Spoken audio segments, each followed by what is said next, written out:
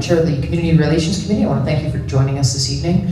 I'm going to turn the mic over now to Dr. Casanero, who's going to give you a presentation on our budget for the 25-26 school year. Thank you. Thank you, Kate. So if anybody paid for the cheap seats, the prime seats are now available. You could move forward.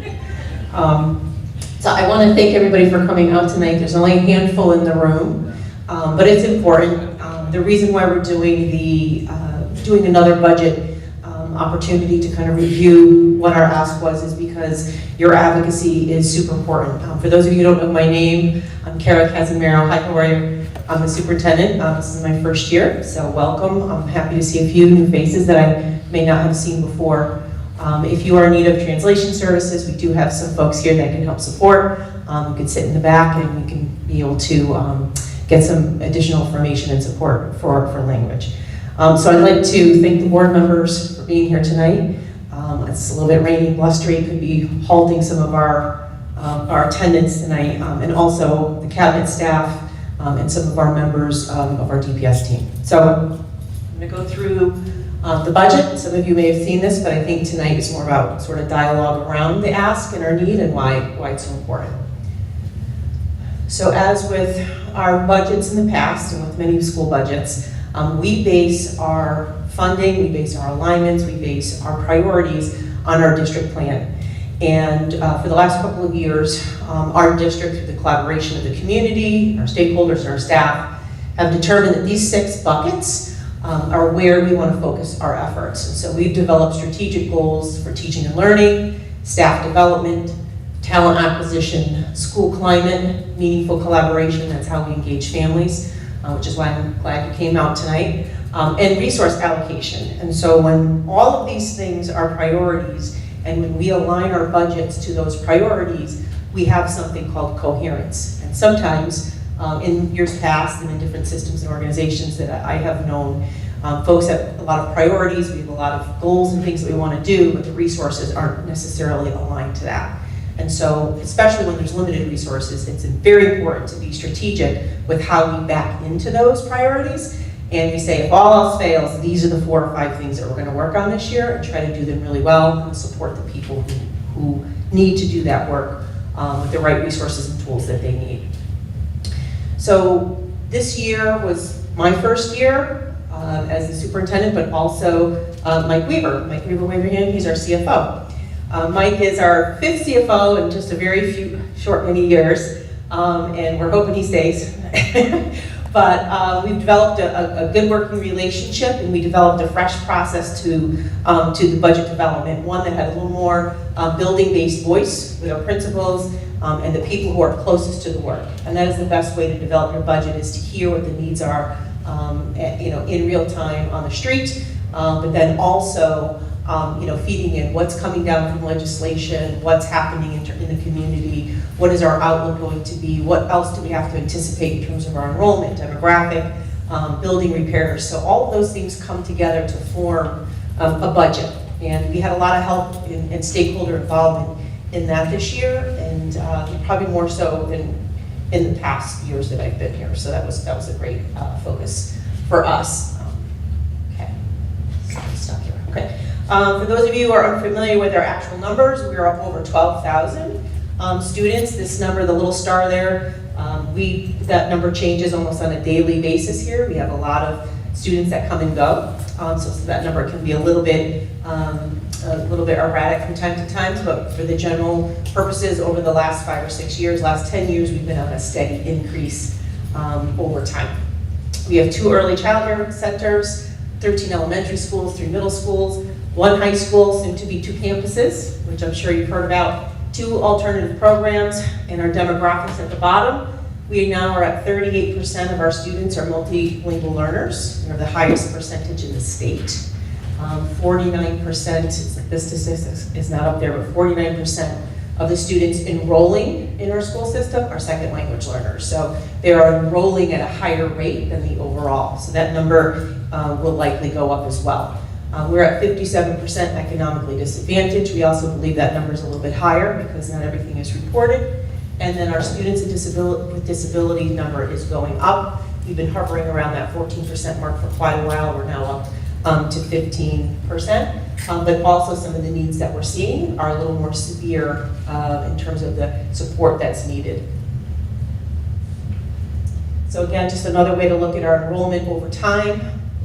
And we have a double star on 25-26. We're still registering students coming in. We're getting a handle on how our kindergarten change over last year will affect the enrollment this year, and whether or not those kindergarten students that were held up with the age change, which was about 200 of them, whether or not they will try to enter as first graders, or they will re-enter as kindergarten. So we'll know a little bit more when the spring through the end of early summer and over the summer. But this is when folks start to start registering. So again, another look at our multilingual learners. You can see these kind of steady increase. We're up to 4,630 projected for next year. And kids keep it registering. We continue to be a very popular place. Special education as well. You can see how our numbers have changed over time. And we held steady for quite a while, but we are now seeing that increase. So some of our issues, our key issues, in terms of our drivers, we need to meet, as any budget, any organization, meet our contractual obligations. We're concerned about recruiting and retaining staff. That's a big, important need as many folks around the state and even in the country struggle with staffing their programs, so too those things affect school systems. And so it's important to remain competitive and to make sure that we're offering contracts and benefits, in some cases conditions that are attractive to our folks. So we're constantly thinking about ways to do that. We've got several contracts coming up in this summer. So we'll be negotiating about 5 of our bargaining unit contracts. So there's a lot of work ahead. We've had some one-time ARPA funds. So we're looking to replace some of those. We're opening a new school site, I should say, over at DHS on the West Campus, which is a very costly budget driver, but very much a necessity. We have a large high school enrollment, kind of bursting at the seams. They're waiting to move on to this new site, and we're very excited about that. Part of that DHS West move is it requires a need to add a lot of buses to our fleet, probably between 20 and 28 buses overall. Those buses are anywhere between $70,000 and $80,000 a piece, and we'll be traversing across the city, likely retiering a lot of our school start times next year as well. And of course, we've got to continue to keep our schools safe, make sure that they're secure, and other costs that we have, like, as I mentioned before, growing sped costs, tuition, and out-of-district placements. Those tuition and out-of-district placement rates are something of great discussion right now in the legislative session because of the cost, the skyrocketing cost of those placements and the tuitions, and really there's no system in place to put a cap on those things. So districts are really held to whatever the rates are and finding facilities for students who are in need. So that's something it's not just affecting Danbury, it's more of a statewide concern. As I mentioned before, remaining competitive and attracting staff is going to be a key move for Danbury. And again, not just Danbury, folks across the state too are all having those same conversations. We are fairly competitive with a lot of folks, but in order to remain competitive, we need to keep up and we need to make sure that we don't lose ground. Staff, teachers in particular, have options. One of the things that we're also trying to do is look at one of our contracts, which is our paraeducator contract. Our paraeducators are vital to our school community. They serve as intervention specialists. They serve as ESL support in the classroom for students who require services and are entitled to those services.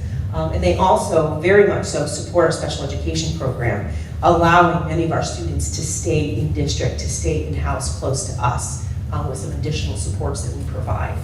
We've struggled to retain and attract in this area. I think we were paying our starting rate was around $16 an hour. So, there's a lot of options out there at $16 an hour, not here for the level of work that required. So we're looking at that, and we want to make sure that we're able to staff our schools appropriately, particularly coming this fall as we open up and our school system grows. We want to make sure that our classrooms are full. With paraeducators, we really do make a difference. It's been a root cause in this district this year in particular, not having enough paras. We had to use agency staff to support the schools. You pay a premium rate when you do that, and it's just not the same level of care or service. And there's that relationship component just is not there when you have rotating staff that come in to cover, as opposed to kind of really invest in the community. So we're looking forward to that. Urban districts in general face greater challenges, right? Sometimes our class sizes are a little bit larger. Sometimes we have very complex student profiles that we deal with. And so when you have some of these conditions and you combine that with some other challenges, it tends to make other places more attractive. I will say this, Danbury Public School System, our goal, if you haven't heard me say it in other presentations, is to become the best urban district in the state of Connecticut. It's something that we can absolutely do. We have incredible staff. They're very dedicated. We just need a few more supports in place to make that happen. And that's what we're working on, and that's a focus and a driver in the budget. So this year we did a lot of trimming in different areas based on budget last year, and some of that has proven to be, in some cases, more expensive. Sometimes when you cut back in certain areas or you don't have enough staff in certain areas, you can become operationally inefficient, right? Your ability to get work done and to service in a way that is meaningful can be a little bit diminished. And so, and having to use agencies and so forth. Yes, the class is covered, but are we getting the same return on that investment for the person in the classroom? So those are very important things. We've had increased staff absences this year. We've had sub-costs that have gone up, and some of that impacts learning. So when you have a large percentage of substitutes in the building, the student behavior can be a little bit more challenging at times. It's not quite the same, and so we're looking to really round all of these things out. We reduced about 68 positions last year. You may have read in the paper that we only physically laid off about 2 folks, but we accomplished that feat actually by not filling some positions and eliminating positions where people had vacated. We just didn't backfill. So we did lose quite a bit last year, even though the headlines might have only been that 2 staff were eliminated. So that was physical layoffs. So we lost some teachers, coaches, support staff, counselors, media specialists, operations staffs, and administrators. We did get a one-time infusion from the city, which we were very thankful for. Our mayor worked very hard to secure additional ARPA funds, even though they were one-time funds for us. And it was super collaborative last year as we were kind of going through it with the budget. So the city really did all that they could to support us, and have been very open. There's a very open dialogue around funding because of the relationship that is built. So I am hopeful. So this slide got a lot of attention, particularly with parents. So sometimes when you see a big budget, you're not quite sure what this means for your child or what this means in the classroom. And so one of our chief of schools helped me do a little bit of sleuthing and do some comparative. A lot of this is available it's publicly available data. But when you lay out, we always compare ourselves to Norwalk and Stanford and some other school systems of similar profiles and demographics. Norwalk is really close in size, so we pretty much mirror the size of Norwalk. And so, and we've had many staff members that have worked in Danbury, gone to Norwalk, and back and forth. Sometimes we trade staff, so we have a lot of relationships with the folks there. And we laid out, we have a Danbury Elementary School, I'm not gonna say which one it is, it's 464 students, and a Norwalk Elementary School, 465. And you can see the difference in the staffing that supports the school, in a town that's the same size, similar profile. So we're working really hard to bolster the student supports and increase, particularly around reading improvement, math improvement, literacy coaches, and things like that. We have literacy coaches and math coaches in the district, but there's only a handful, and they share and they work across all 13 elementary schools. So while they're not necessarily part in one of the schools dedicated all day long to students, they do go from building to building to help support, but it's very sparse. So we're looking to bolster that. And again, phenomenal staff. We just need a few more to close the gap on the work that we're doing. This is just a little chart to show how the $7.5 million is allocated for the one-time funds. We have set aside money for technology, replacement infrastructure. This is coming at a very good time too, as we're opening up a satellite campus at the high school. The instructional improvements, so that is some of that is some of the work that's needed to help open up the campus and not necessarily covered in the bond package. AIS Magnet School, that's a fee, a number to offset some of the tuition that was reduced through state legislature and legislation over time. And 1.3 was for the DHS staff enrollment. So last year, you know, in order to meet high school graduation requirements, we have to staff at a certain level for the number of students that are there. So that was a number that we needed in terms of staff for the high school to be able to staff appropriate for this school year. The existing staff we brought back as part of that reduction. We did have media specialists and instructional coaches in that original reduction. And when the one-time money came in, it was an opportunity to delay that for this coming year.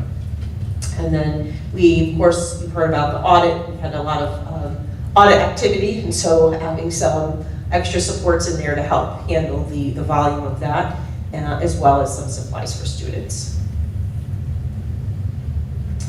So here, just another way to look at the budget drivers. So you can see that the Academies of Danbury is one of the largest budget drivers up there. You can see that we have about $6.3 million in staff and benefits, about $700,000 we're anticipating to operate the school and form of utilities, transportation, so those are all those buses that we need to add to the fleet to transport students. We have technology, and then school lunch. The school lunch is interesting because normally our school lunch program for many years has been sort of self-sustaining, so the money that comes in for school lunch also pays for kind of a break even on the staff that we have. Because we're opening a new satellite location, a new site, we cannot take the staff at DHS and just move them over. That staff must remain, and we have to supplement the staff and school lunch on the DHS West Campus. A little bit of a budget driver there. Oh, let me go through the contractual increases. So we have about $4.5 million in contractual increases. A lot of those contracts will be negotiated this coming summer. Restoration of the positions, as I mentioned before. Other positions, non-academy, SPED, MLL needs to support students. Competitive para-staffing model, so that is a number to increase the para contract and also bring more paras on at the K-3 level. I didn't talk about this, I think, in some other presentations, but I want to tell you why that's so important. So paraprofessionals, having a paraprofessional, second set of hands, working with targeted intervention in the classroom, K1 and 2, particularly K and 1, is vital to making sure students end up reading on grade level by the time they're in grade 3. And having, at the time, intervention is most valuable at the point where the intervention need is at its narrowest point. So when we can shore up gaps in student learning in K and 1, then we prevent those larger gaps from growing over time, where there's not that level of support. And we don't want to send students up to the middle school who are still struggling to read or struggling to do their math. So having those paraprofessionals, those hands in the classroom, K and 1 is vital. We also see a wide variety of learner profiles that come in, some students with formal preschool experience, many students who do not, students who speak English, many students who do not. And so there's a wide range of need for that kindergarten teacher to instruct children at. And so those paraprofessionals are vital, and they're pretty common in most schools. We had them at one point, maybe about 10 years ago, through a grant, and we lost them, and it was devastating. So we're hoping to get those back. Oh, I did it again. Multilingual learners, 1.1, benefits about 4.4. So those are increase in health insurance costs, and also the cost of bringing on new staff is in that number. Some IT improvements, and then the other is really just an amalgamation of smaller increases across the system that are that have gone up, but combined together under other. So the budget request for this year is $194.5 million or so, with an increase of about $34.4 million and a 21% increase. And that is a whopper, for sure. And there's an elephant in the room that I want to talk about briefly, and that is around recent news around our audits and having some surpluses in the last couple years where we've had to catch up on some of our audits. And so just very briefly, we've had some questions around, are we budgeting appropriately? Are we handling our finances appropriately? And that's something that we take very seriously. As I mentioned before, we've had a sort of a cycle of financial turnover in terms of leadership, but also, we are looking at our budget in different ways, and we're putting controls in place that likely should have been there during the time that these numbers have surfaced. So we are looking at this very carefully. We're taking it very seriously. The audit results, as you know, we did have a surplus in the most recent finding, but what we're dedicated to and committed to is a new open communication, ongoing communication with the city. So since I've taken over, since Mike has taken over, we've had a lot of dialogue with our city leaders, which is good. A lot of financial conversations with our city leaders, and right now there's crisscross collaboration to get that to a place where everyone feels comfortable with it.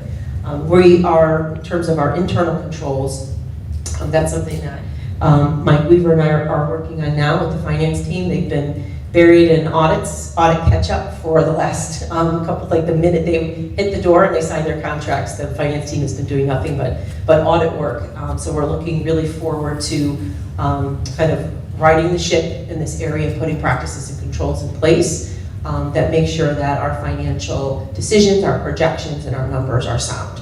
We continue to collaborate with the city and have an open dialogue in this area. This is just another way to look at the budget. We did this last year, and folks seem to like the left to right outlook. I'm standing right in everybody's way as we can look at this. But this just lays out categorically the salaries, the benefits, different types of categories that when you build budgets, so you can see where those lines hit. This is available on our website if you want to take more time to peruse it. It's a little complex to look at, but the total numbers line up to the 194, and you can see where those fall, and the drivers in the blue are across the top left to right. And so I won't go too much into the weeds, but you can see that there's a large number of staff. This is the staff that will be heading up to and needed for the opening of the satellite campus on the west end of town. This is DHS West. You may have heard it called DCA, or Danbury Cardis, or the Danbury Career Academy. It's been out, it had a few different names out there, but it is now DHS West Campus, and then we'll have the DHS main campus. So we need some leadership, special education, counselors, department heads, media specialists, special education teachers, special area teachers, TESOL teachers, bilingual, psychologists, nurses, social workers, counselors, speech and services, paraeducators, not just for special ed, but instructional paraeducators, multilingual paraeducators. We need folks to help support our tech. We need 12 custodians. Sounds like a lot of custodians, but it's a pretty big square footage of a footprint of a building. This building houses not just the high school, but will house the Board of Ed.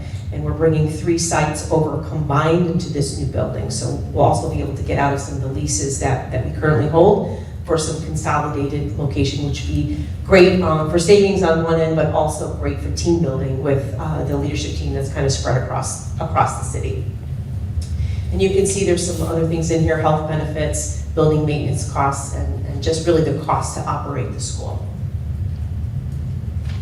So the enrollment for next year, we'll start with our, right now the current students that are in the Academy Model Program are in grade 10 and they're all up at Danbury High School.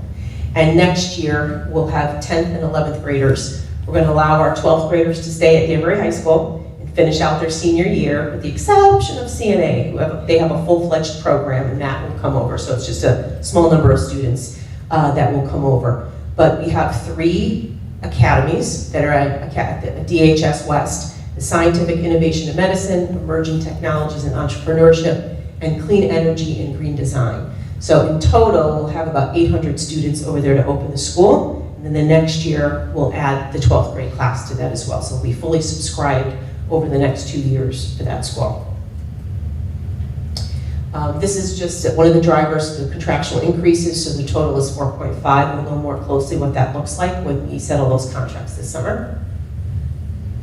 And this is the slide indicating the positions that we'd like to restore in the budget for next year. The instructional coaches, which are vital, that goes up against those, the slide that I showed you earlier, and the need to provide those additional supports. This is to backfill the assistant superintendent for teaching and learning, which was my previous job. This was very much needed moving forward. Media specialists. Last year we took 2 elementary assistant principals offline. They remained in the district, but we need to backfill those. Most elementary schools across the state have an assistant, and some of our schools are quite large.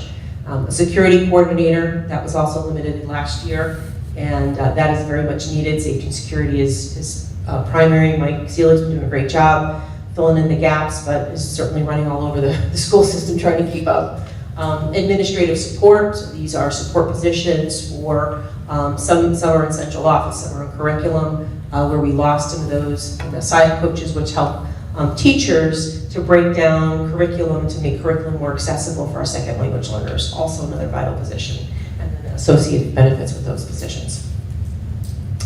Here's just a list of other non-academy SPED or ML positions, so other drivers. We are in desperate need for recruiting. I think I counted close to 200 positions I think that we're going to have to open up the school year with, between all of the new positions at the Danbury High School Academy, filling the current openings that we have now, and replacing any staff that leave between now and the end of the summer, which we always have some turnover, as well as the hiring of some of the paraeducators that we'd like to hire. So there's a tremendous surge of hiring and rehiring and bringing folks on board, but particularly what's driving that is the opening of the new campus. And so the timing of that is kind of everything all at once. And so we're going to be starting a push on that towards sort of end of April, but also once we get our allocation from the city, we'll know exactly which positions we can hire. We'll have to make some decisions on that, but we have to open up that academy because those kids need to move over. We need to get them to Danbury High School. They're bursted at the seams there. A senior accountant to help with some of our finances, part of our controls and systems, and we need some additional help there. Student support specialists, those are your folks that are dealing very directly with students who need tiered intervention. So a student who's really struggling or really behind or off grade level, our student support specialists work with them in a more intense way to help catch them up to grade level. And so I could probably use maybe about 10 or 12 more, easy, but we have 4 in the budget here. Elementary teachers, we have some schools and some pockets that are kind of bursting. We need to add across the grade level in a couple of our schools. That number changes a little bit over time depending on enrollment. It's a little bit, that one fluctuates from time to time. And then we had a small amount in here to do some magnet recruiting and student outreach for our AIS magnet school to help balance our ratios. And then those are the associated benefits that go along with those positions. And this breaks out the driver for the competitive para-staffing model. So overall, with all of the paraprofessionals that we have in the district, we would predict that by creating a more competitive per hour wage, that we would need about $2.3 million roughly across that bargaining unit. And then it is our hope that we can add an additional 45 more. So that would be 1 per, at least per kindergarten class across our 13 schools. And then the benefits for those new positions would be $1.2 million. And as I mentioned before, special education is growing here in Danbury.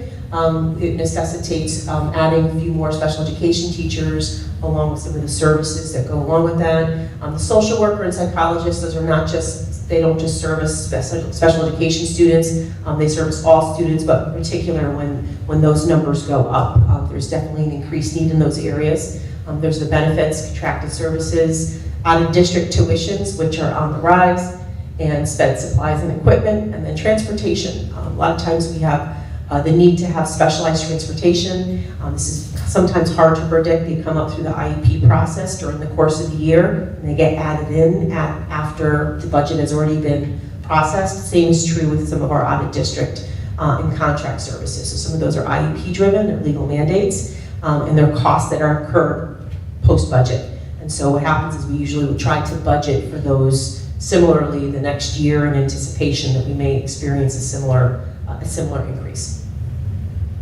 And for our MLL population, we have some needs. So for a few additional bilingual teachers, paraeducators, a second language learner, multilingual learner department head. We have very much grown and exploded the number of teachers at the K-5 area, so there's some need for some supervision and organization in that area. We would love to add homeschool agents. We lost those in our budget.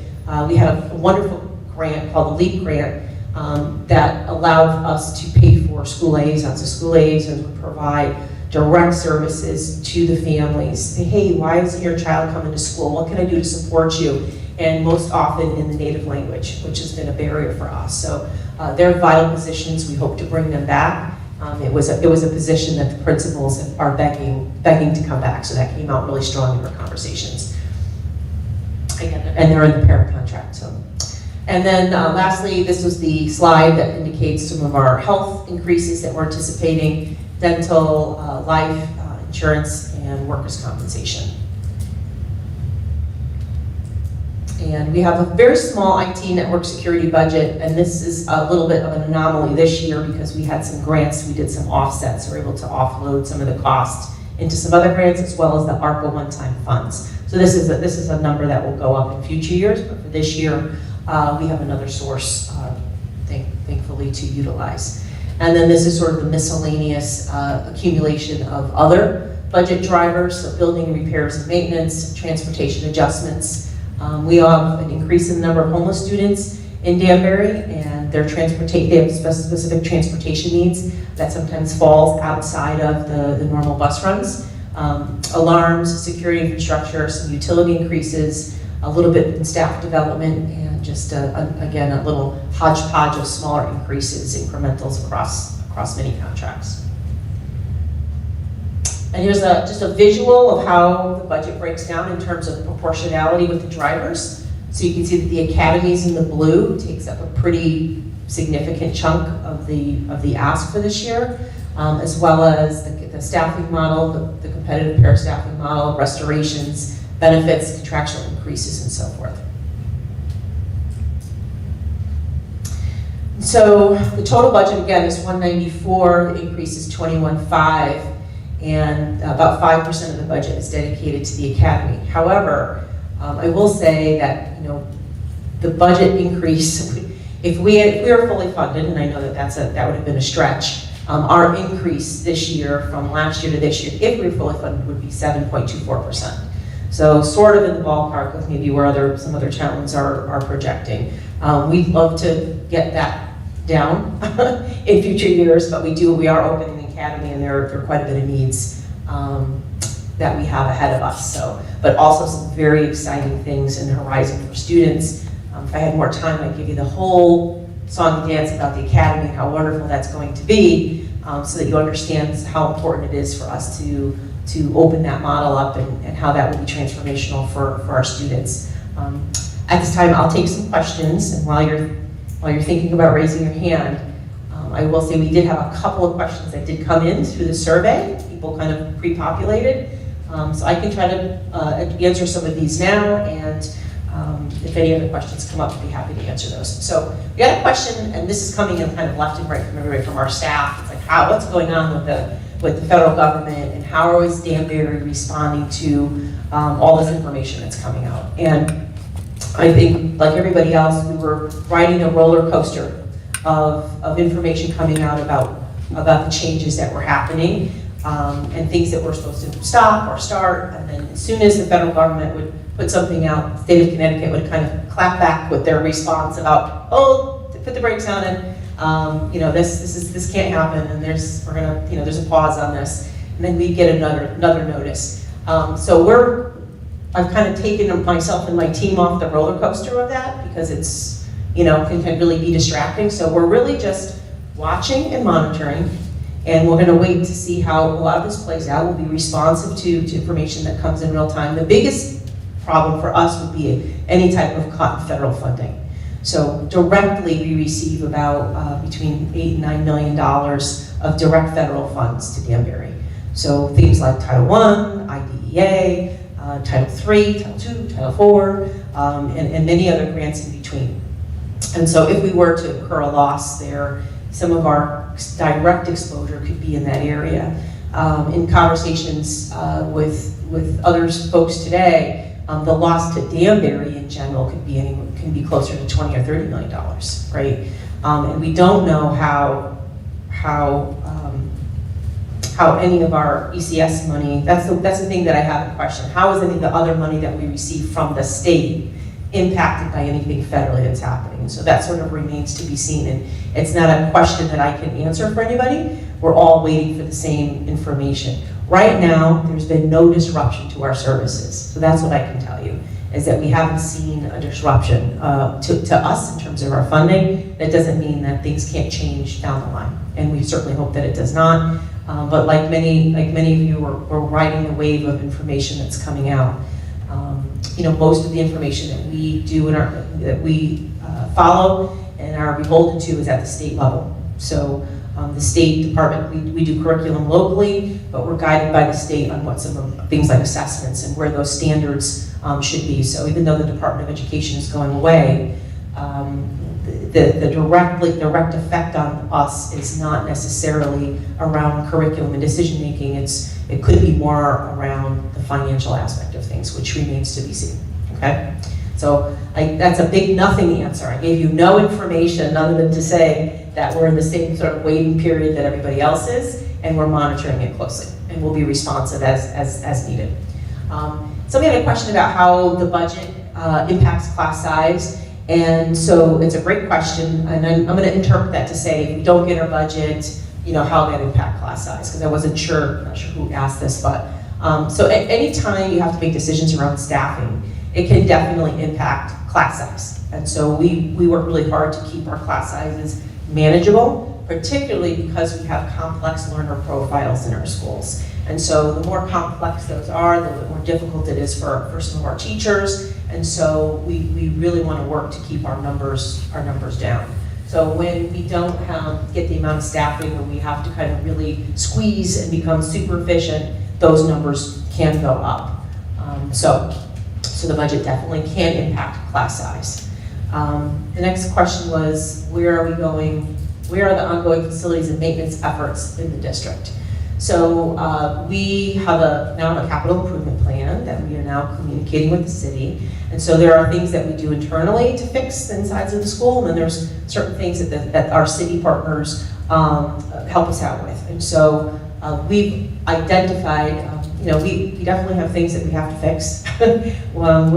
Some of our buildings are getting older, and so repairs and maintenance have to become a regular occurrence. And so some of the budget that we have here as one of the drivers is an increase in some of the lines around maintenance, so that the parts that we work on, that we can be responsive to those things. And then we have an ongoing dialogue with the city, which has been definitely increased and better in the last maybe year or two, with dialogue around what our needs are. And so I'm confident that we have someone in place who's dedicated to trying to fix some of our bigger systemic issues. Some of the ARPA funds, so the city received $12 million in ARPA funds, and they gave $7.5 to us directly, and then they spent the other money they spent on the schools.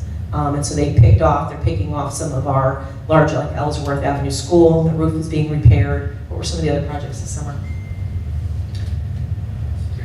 Security vestibules, so there's other things, so that money went directly towards, Sari, did I miss one? I couldn't hear. The pavilion. Oh, the pavilion. That's our trouble. The pavilion, we have a beautiful pavilion at Danbury High School in the back, so if you haven't been up there and you walk across the skywalk, you can see it. Our students are using that during their lunch waves, right through the winter they sit out there, but it's very nice, it's lovely, and it allows a great collaboration space for our students and a place where they can enjoy themselves. But yes, so we are definitely working on that. That's something that's in process, and as budgets allow, both on the city side and the school side, we'll continue to make those repairs and to keep our schools upgraded. so that we have 21st century world-class learning facilities for our students. Is that my phone? I was hoping somebody over here was going to say, no, it's mine. Sorry about that.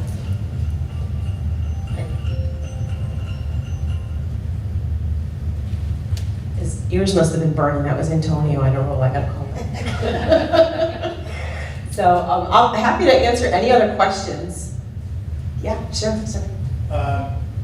With the reduction of student population at Danbury High School by about 800 this year and more the following year, can you tell us how much of a reduction you're going to have in the teaching staff, the administrative positions, the support positions, and the overall savings that cost of the operation of the original Danbury High School?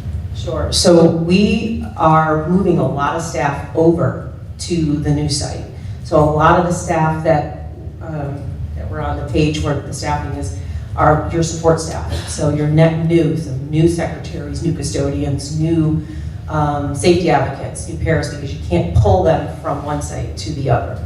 And so all we're doing is thinning out Danbury High School to more appropriate levels of where they should be. So the staff, we're not losing any staff. We're adding staff because we're opening a second site.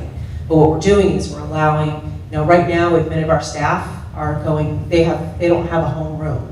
They, with their backpacks, are going to several classes during the day.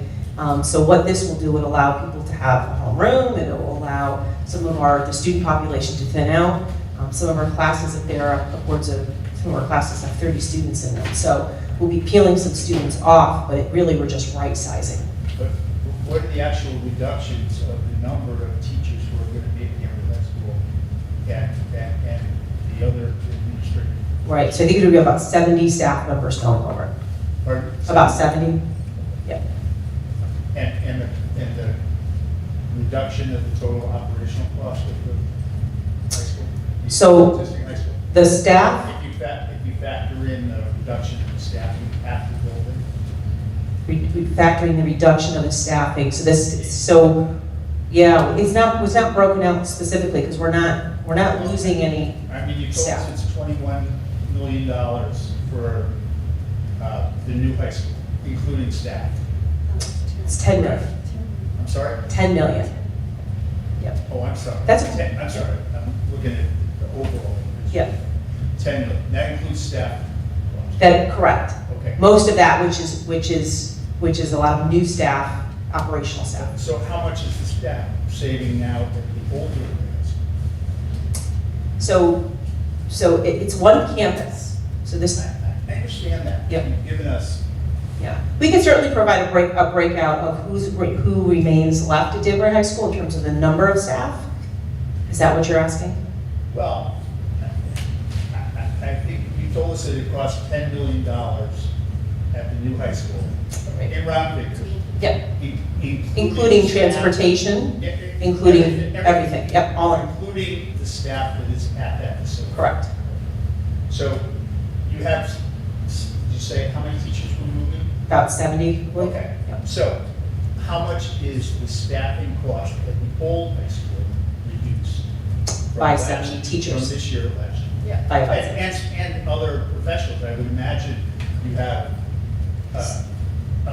one less nurse perhaps. So some of those are, so Danbury High School right now is bursting at the seams.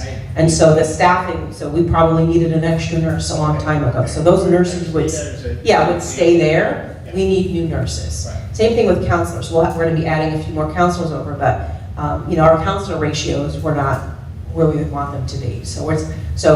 In terms of savings, it's really about spreading the students out space-wise and in more appropriate teaching and learning conditions. Especially, I'll give you an example. When you have a paraprofessional or a para-educator supporting multilingual learners in a classroom at Danbury High School, we may be moving, a handful of students out who need those services, but there's still students in the school that still need those services. So many staff will not come over. They have to stay at Danbury High School, and some of the staff that we listed there are the replacement. So it's not necessarily that we're losing staff or that number's going down. We're just making more appropriate student-to-teacher ratios at Danbury High School. So we're building this satellite location because we have outgrown Danbury High School. We can no longer put another addition on. It's not safe to do that. And if you've ever walked through the hallways at changing of the bell, it's like Grand Central Station, and you can get squeezed out and boxed out against the walls. So we're trying to make, safe conditions for the students. So, it's not necessarily that we're losing staff. We're moving some staff over because of the number of students, but a lot of the auxiliary staff at the school will stay. Right, good point. Custodians and square footage alone. So, none of the custodians that are at DHS will be going over to the new set. We need a whole other set of custodians. So there's no savings there. Same thing with the school lunch. That's an increase because we still need the school lunch staff that's serving now to remain at Danbury High School. It might be 1 or 2 people that go over, but we need more school lunch staff. Yes. Hi, I'm a bilingual professional. Thank you. Thank you. My question is, with all these renovations, is there a possibility that region and level also is going to be renovated as well? If so, when? Sure. So Reach and Endeavor, this is an alternative. We have a program that's part of Danbury High School and part of the middle school. So we have students who get placed in this program for different reasons, whether administrative place, it could be an expulsion. Title I. Sorry? Title I. Title I, right. And so the question is, with all this movement, will Reach and Endeavor get a new home? Reach and Endeavor are in a building that we are looking to at some point vacate and put them in a different location. So the goal, we were hoping to be able to move Reach and Endeavor to possibly the vacated Beaverbrook Administrative Center, but the costs were very prohibitive to fix and upgrade Beaverbrook to the place where it is good for students under 18. There are different rules, there's ADA compliance, there are certain specifications. So we're still looking for a place for Reach and Rebound in the future, but there's not going to be movement in the fall for them.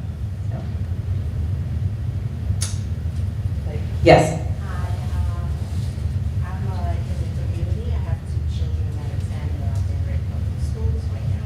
One is headed to high school, and the other one is elementary school. Stanley Elementary and Broadview Middle School right here. Yep. Graduating this year. My question is, firstly, about checks and balances, right? So I know recently with the ongoing changes in government, federal, and state changes, have there ever been, what was the recent audit in the finances and recent audit of new programs implemented? Like, for instance, the lunch program, are they checking to see if the kids are really eating the lunch? Is there been any surveys that have been put out? Is this new program launch effective, ineffective? Exactly where the numbers are, data, analytics regarding such programs or newly implemented programs? For school lunch, yeah. Yeah. So good question. So that we're still in the process of conducting audits. Those are the financial audits with the city and the board. And in terms of school lunch, so right now we have something called a request for proposal. We have an RFP out right now. We currently have Sodexo as our provider. We have been doing some work around bringing in new ideas and programs. We have a farm to school initiative. So we're trying to introduce new foods. We're talking to kids during this process to ask how they like the food. Because my son's letting me know that he eats a bagel every day for lunch. For lunch. So I found myself having to make him not only breakfast, but lunch and dinner. And this is taxing on working moms. You know? Yeah.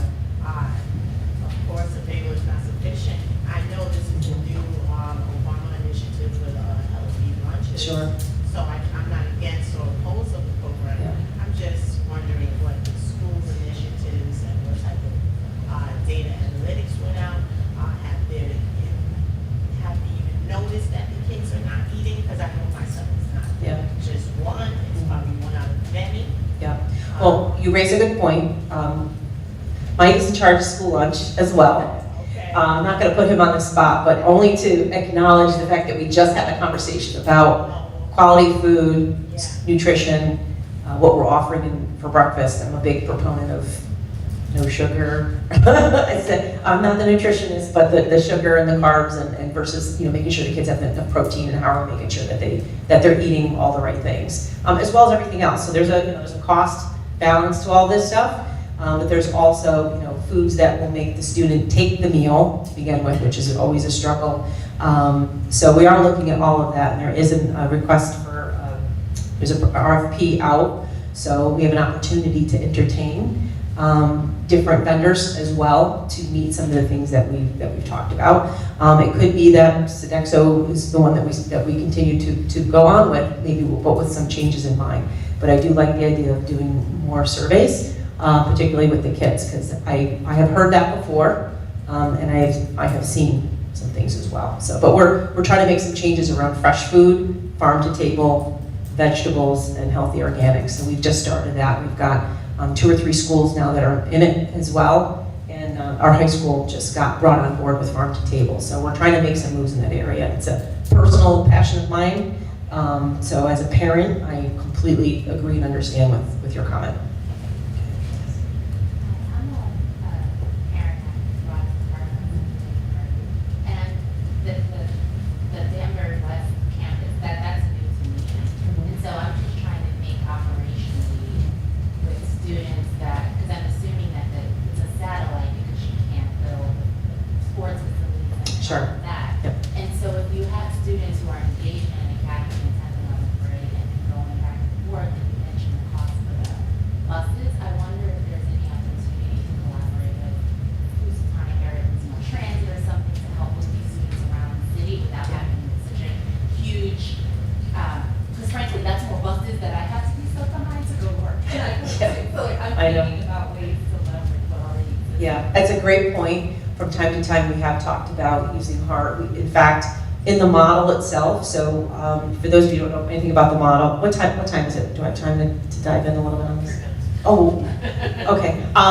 So the model includes opportunities down the road for students, who are very motivated to do internships, job shadowing experiences, and we have started the conversation on how can we use our public transportation, ones that exist, and work with HART to get kids bus passes so they can go to the places that they need to go without having, a huge yellow bus come and pick up 10 kids to go to, Bowbringer or somewhere for an experience. So we're on the same page. You're welcome. Hi, my name is Jacqueline Cabrera, and I actually have several questions.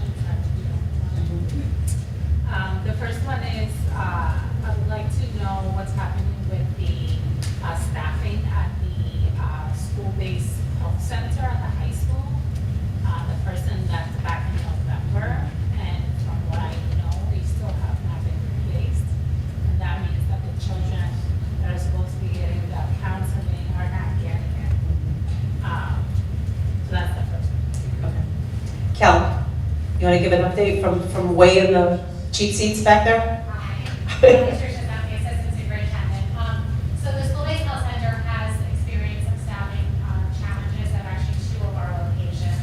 We have redeployed staff from one location to help out and support, and are working with Civic to try to continue to onboard an additional person for that position. So right now it's in process. It has been a little bit of a challenge. I'm meeting usually monthly with Civic for updates. And the last that I had, they were doing the interviewing process to try and had some good candidates that they were hoping to finalize. So I'm hopeful at our April meeting that I will hear confirmation that next month I'll back into that question. I understand the concern and the challenges, and certainly we're trying to provide high quality supports and make sure that each one of our locations has that. We have time for one more, and then we have to transition to the board, and you can certainly email me those, and I can follow up with you. The next one is, Danbury, we have a very large population of multilingual language learners. Yes. However, the testing is very low, and I just want to know what is the reason why our testing is so low. It's around 16%, Yeah. lower than any other district. So most of our multi-language learners, they just need more time, when they come to us. And we We have multi-language learners come to us in all different levels. Some we get interrupted education, right? So they may not have been in school for a short time or a long period of time. We experience that. We have students that come very fluent in their native language from other locations. So we service a continuum and a wide range of multi-language learners here.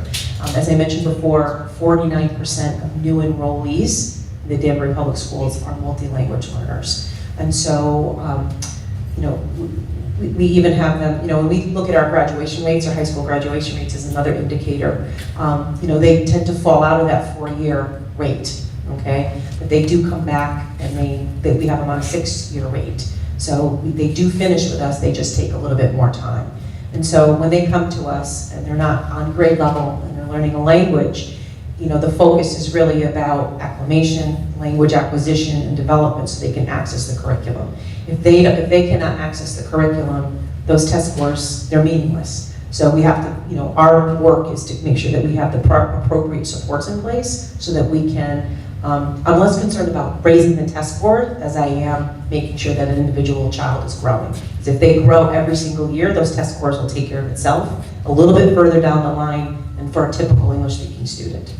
Right, but if we're not identifying the children that need the additional supports with the testing, how are they able to support? We know who they are. We know who they are. We need more supports. Our students are receiving supports. We do need more of that. We need more touch points during the school day.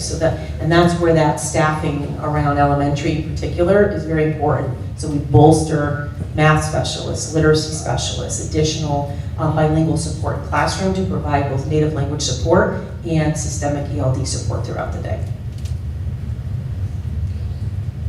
Well, thank you very much. We're going to do a quick transition. And if anybody has any other questions, feel free to email and we'll get answers out to you. Thank you so much.